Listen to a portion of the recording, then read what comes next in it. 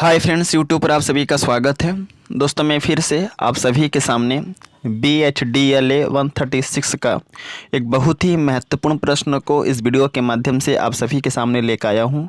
और यह एक ऐसा प्रश्न है जो हर बार परीक्षाओं में आता है और इस बार भी एग्ज़ाम में आने की संभावनाएं काफ़ी ज़्यादा है इस प्रश्न की। सो आप सभी से हम्बल रिक्वेस्ट है कि आप एग्ज़ाम में जाने से पहले इस प्रश्न को ज़रूर से ज़रूर पढ़ के जाइए, क्योंकि अब तक जितनी भी परीक्षाएं हुई हैं इन सब्जेक्ट की प्रीवियस ईयर में, उन सभी परीक्षाओं में इस सब्जेक्ट में यह प्रश्न जो है आ चुका है और इस बार भी एग्ज़ाम में आने की संभावनाएं काफ़ी ज़्यादा है।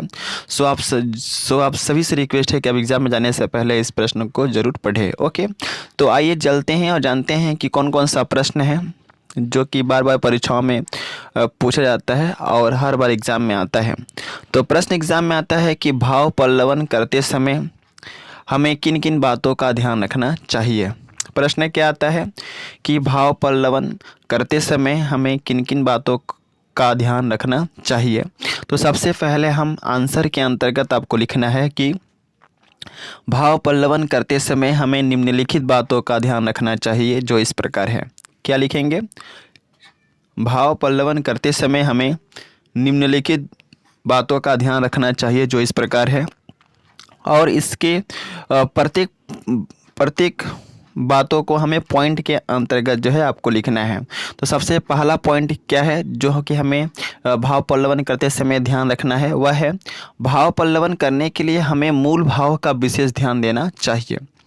पहला पॉइंट में क्या बताया गया है कि भाव पल्लवन करने के लिए हमें मूल भाव का विशेष ध्यान देना चाहिए। ओके, दूसरा पॉइंट है भाव पल्लवन करते समय हमें सरल भाषा का प्रयोग करना चाहिए, क्योंकि सरल भाषा ही सभी के समझने के योग्य होता है। समझ में आ गया? पहला पॉइंट क्या है, फिर से बता दूं। भाव पल्लवन करने के लिए हमें मूल भाव का विशेष ध्यान देना चाहिए। दूसरा पॉइंट है भाव पल्लवन करते समय हमें सरल भाषा का प्रयोग करना चाहिए, क्योंकि सरल भाषा ही सभी के समझने के योग्य होता है और यह सभी के समझ में आती है। इसलिए भाव पल्लवन करते समय हमें सरल भाषा का ही प्रयोग करना चाहिए, जिससे कि सभी को समझ में आ जाए जिस चीज़ का हम भाव पल्लवन कर रहे हैं। ओके, इसके बाद है तीसरा नंबर पॉइंट, वह है मूल भाव का विस्तार करते समय यदि हमें उदाहरण की आवश्यकता पड़ती है, उदाहरण देने की आवश्यकता पड़ती है, तो तब हम उसका उपयोग कर सकते हैं। यानी कि जब हम किसी वाक्य के ऊपर या किसी उक्ति के ऊपर या किसी सूक्ति के ऊपर या किसी कहावत के ऊपर जब हम भाव विस्तार करने जा रहे हैं और भाव विस्तार करते समय यदि हमें एग्जाम्पल की आवश्यकता पड़ती है, ऐसा हमें लगता है कि हमें इसका मूल भाव बताने के लिए हमें एग्जाम्पल देना पड़ेगा, तो आप उस मूल भाव का विस्तार करते समय एग्जाम्पल का प्रयोग कर सकते हैं। ओके, फिर से मैं बता दूं, तीसरा नंबर पॉइंट के अंतर्गत क्या लिखेंगे? मूल भाव का विस्तार करते समय यदि हमें उदाहरण की आवश्यकता पड़ती है, तब हम उसका उपयोग कर सकते हैं। कब? जब हमें मूल भाव का विस्तार करना हो और मुझे लगे कि हमें एग्जाम्पल देने की आवश्यकता है, तभी जाकर आप एग्जाम्पल दे सकते हैं। क्योंकि एग्जाम्पल देने से, उदाहरण देने से किसी भी उक्ति के ऊपर, किसी भी कहावत के ऊपर जो है एग्जाम्पल देने से क्या होता है, वह उसका जो मूल भाव है वह सभी को समझ में आसानी से आ जाता है। क्लियर? इसके बाद है फोर्थ नंबर पॉइंट, वह है भाव पल्लवन की भाषा में मौलिकता और स्पष्टता होनी चाहिए। फोर्थ नंबर पॉइंट में क्या कहा गया है? फोर्थ नंबर पॉइंट में कहा गया है कि भाव पल्लवन की भाषा में मौलिकता और स्पष्टता होनी चाहिए। इसके बाद है फिफ्थ नंबर पॉइंट, वह है भाव पल्लवन व्यास शैली की होनी चाहिए, क्योंकि इसमें भाव का विस्तार किया जाता है। भाव पल्लवन जो होता है वह व्यास शैली की होनी चाहिए, क्योंकि इसका भाव का विस्तार किया जाता है। समझ गए ना? तो भाव पल्लवन क्या है? भाव पल्लवन व्यास शैली की होनी चाहिए, क्योंकि इसमें भाव का विस्तार किया जाता है। मैं बार बार इसलिए बोल रहा हूँ ताकि आपके दिमाग में बैठ जाए। इसके बाद है 6 नंबर पॉइंट, वह है भाव पल्लवन करने के लिए उक्ति, सूक्ति, कहावत आदि को अच्छे तरीके से हमें पढ़ना चाहिए, जिससे कि उसका अर्थ हमें भली भांति समझ में आ जाए, तभी हम उसका भाव पल्लवन अच्छे से कर सकते हैं।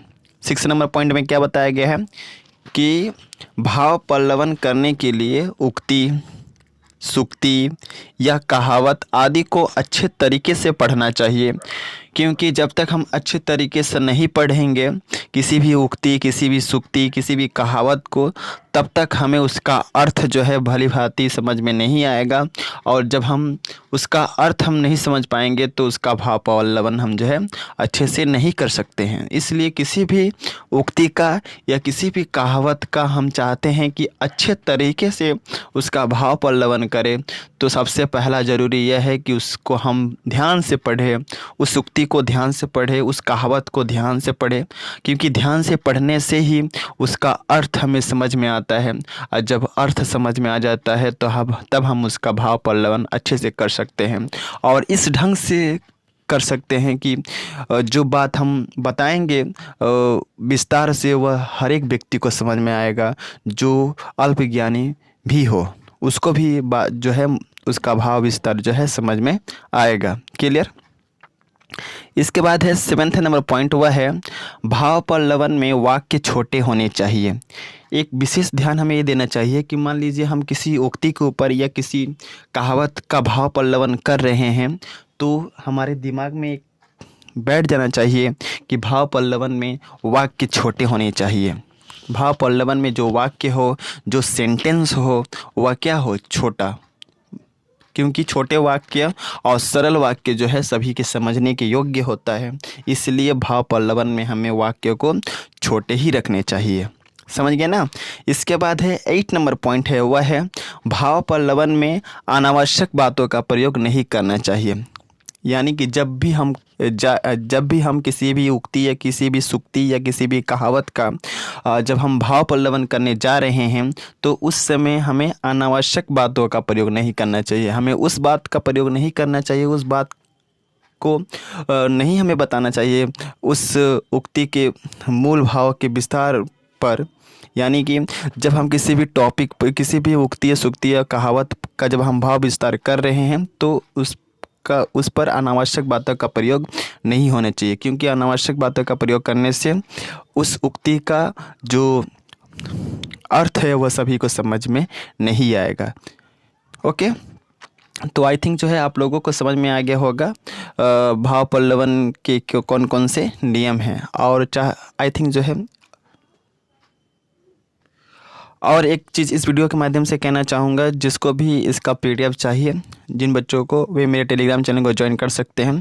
और जैसे ही टेलीग्राम चैनल को ज्वाइन करेंगे मैं इसका PDF आप सभी को प्रोवाइड कर दूंगा। तो मैं डिस्क्रिप्शन में इसका लिंक है मेरे टेलीग्राम चैनल का, आप टेलीग्राम चैनल से जुड़ जाइए, क्योंकि जैसे ही आप टेलीग्राम चैनल से जुड़ते हैं मैं इसका PDF आप सभी को प्रोवाइड कर दूँगा। और इसके रिगार्डिंग बहुत सारी वीडियो मैंने पहले ही अपलोड कर दिया है, वे सारे के सारे वीडियो जो है आपको मिल जाएंगे, और जितने भी PDF हैं वे सारे के PDF आपको मिल जाएंगे। So best of luck for all of you for exam and thanks for watching my video. जय हिंद, वंदे मातरम।